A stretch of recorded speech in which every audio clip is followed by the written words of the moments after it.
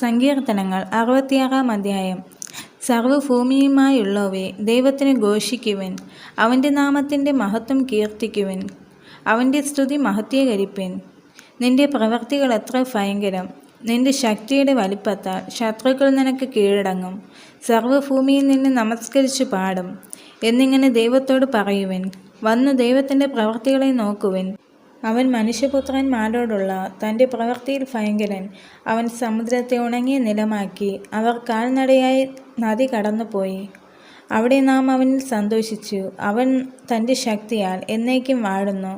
അവൻ്റെ കണ്ണ് ജാതികളെ നോക്കുന്നു. മത്സരക്കാർ തങ്ങളെ തന്നെ ഉയർത്തരുതേ. വംശങ്ങളെ നമ്മുടെ ദൈവത്തെ വാഴ്ത്തുവിൻ. അവൻ്റെ സ്തുതിയെ ഉച്ചത്തിൽ കേൾപ്പിക്കുവിൻ. അവൻ നമ്മെ ജീവനോടെ കാക്കുന്നു. നമ്മുടെ കാലടികൾ വഴുതുവാൻ സമ്മതിക്കുന്നതുമില്ല. ദൈവമേ, നീ ഞങ്ങളെ പരിശോധിച്ചിരിക്കുന്നു. വെള്ളി ഊതി കഴിക്കും പോലെ നീ ഞങ്ങളെ ഊതി കഴിച്ചിരിക്കുന്നു. നീ ഞങ്ങളെ വലയിൽ അകപ്പെടുത്തി ഞങ്ങളുടെ മുതുകത്ത് ഒരു വലിയ ഭാരം വച്ചിരിക്കുന്നു. നീ മനുഷ്യരെ ഞങ്ങളുടെ തലമേൽ കയറി ഓടുമാറാക്കി. ഞങ്ങൾ തീയിലും വെള്ളത്തിലും കൂടി കടക്കേണ്ടി വന്നു. എങ്കിലും നീ ഞങ്ങളെ സമൃദ്ധിയിലേക്ക് കൊണ്ടുവന്നിരിക്കുന്നു. ഞാൻ ഹോമയാഗങ്ങളും കൊണ്ട് നിന്റെ ആലയത്തിലേക്ക് വരും.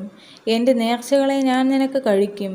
ഞാൻ കഷ്ടതയിലായിരുന്നപ്പോൾ അവയെ എൻ്റെ അധരങ്ങളിൽ ഉച്ചരിച്ചു. എൻ്റെ വായാൽ നേർന്നു.